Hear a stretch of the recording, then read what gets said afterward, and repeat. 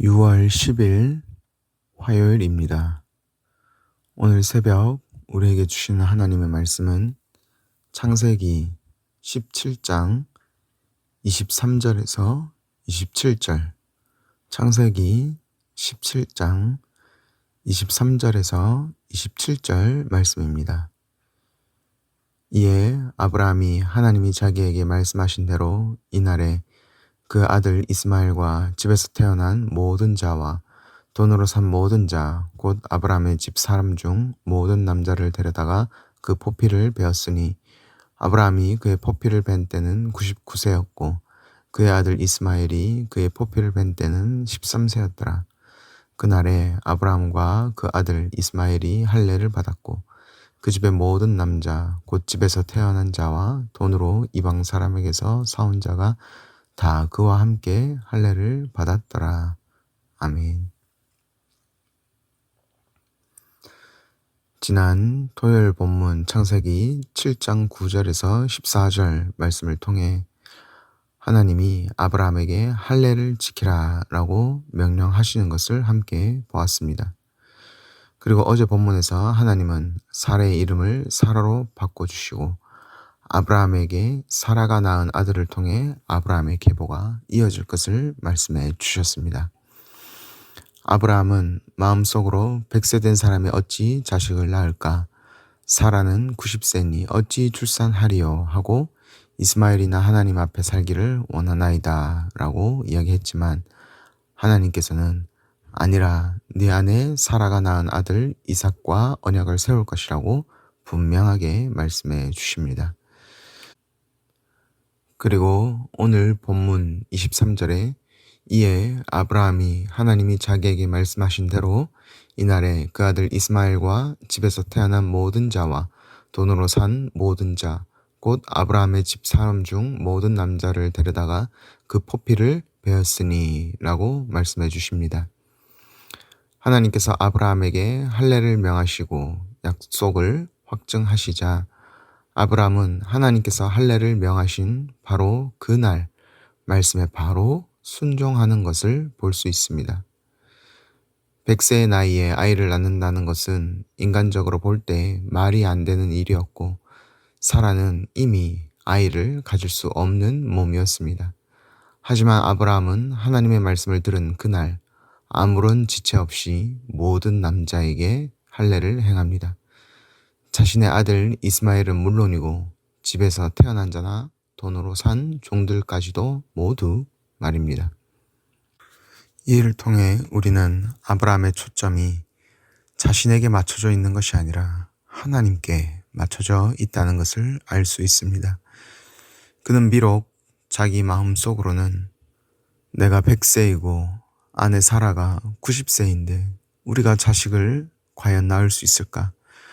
하나님의 말씀에 웃음이 날 정도로 인간적인 마음으로는 믿기 어려웠지만 하지만 그는 하나님께 초점이 맞춰져 있었기 때문에 그 말씀에 온전히 순종합니다. 24절에 아브라함이 그의 포피를 벤 때가 99세였다고 말씀해 주십니다.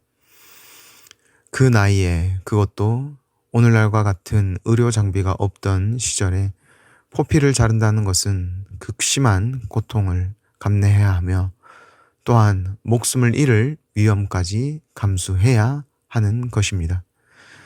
그럼에도 아브라함은 자신의 나이를 핑계에 삼지 않았습니다. 아무리 나이가 많고 현실적으로 어렵다 할지라도 아브라함은 자신에게 초점 맞추지 아니하고 하나님께 초점 맞추고 하나님이 명령하신 것을 하나님이 이루실 것을 기대하며 온전히 그 말씀에 순종합니다. 만약 아브라함이 노쇠한 자신에게 집중했다면 그는 하나님의 말씀에 순종할 수도 그리고 그 가운데 어떠한 소망도 가질 수 없었을 것입니다. 하지만 아브라함은 자신을 보는 것이 아니라 나를 통해 일하실 하나님께 자신의 초점을 맞추었습니다. 우리 또한 아브라함과 같이 하나님께 초점 맞추는 인생이 되길 원합니다. 내가 나에게 초점을 맞추면 우리는 금방 한계에 부딪히게 되고 아무것도 할 수 없습니다. 나는 얼마나 어리석고 완악한지요. 나에게 초점을 맞추고 나에게 집중하면 우리가 발견할 수 있는 것은 내 안에 그 어떤 선한 일을 행할 능력도 없다는 것 뿐입니다. 내가 나에게 갇혀 나에게 집중하면 우리에겐 아무런 소망도 희망도 없습니다. 그러나 우리의 초점을 나에게 맞추는 것이 아니라 나를 통해 일하시는 전능하신 하나님께 맞출 때 우리는 비로소 오늘을 살아갈 수 있는 힘을 그리고 소망을 얻게 됩니다. 아브라함과 같이 우리도 하나님의 말씀을 들을 때 그것이 현실적으로 불가능한 것처럼 보일 때가 있습니다. 때로는 상황이 너무나 어둡고 우리의 능력으로는 도저히 감당할 수 없을 것 같은 일들이 우리 앞에 놓이기도 합니다.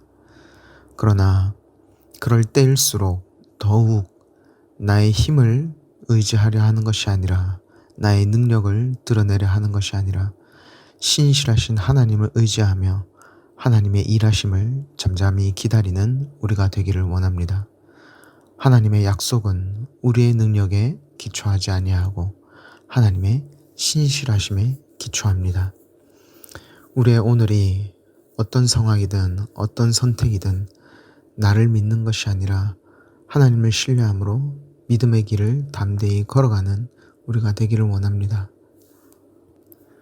그래하여 아무런 희망도 없던 아브라함에게 역사하셨던 하나님, 그 능력의 하나님이 오늘도 내 삶 가운데 놀랍게 일하시는 것을 다시 한번 발견하는 우리가 되기를 간절히 소망합니다.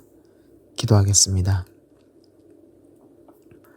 우리를 가장 좋은 길로 인도하시는 하나님, 참으로 감사합니다. 나는 내 인생을 인도할 능력도 지혜도 없음을 고백합니다. 전능하신 하나님께서 내 삶을 주관하여 주셔서 광야에 길을 내시고 사막에 강을 내시는 하나님의 능력을 경험하는 오늘이 되게 하여 주옵소서. 예수 그리스도의 이름으로 기도드립니다. 아멘. 오늘 말씀을 기억하시며 기도하시고 주간 기도 제목으로 환우들과 섬김 사역을 위해 기도하도록 하겠습니다. 환우들과 연약한 성도들을 위하여 기쁨으로 섬기는 우리 교회가 될 수 있도록 모든 섬김 사역을 통해 세상의 소망이 되는 우리 신부상 공동체 되도록 함께 기도해 주십시오. 합심해서 기도하신 이후에 개인적인 기도로 함께 기도하도록 하겠습니다. 기도하겠습니다.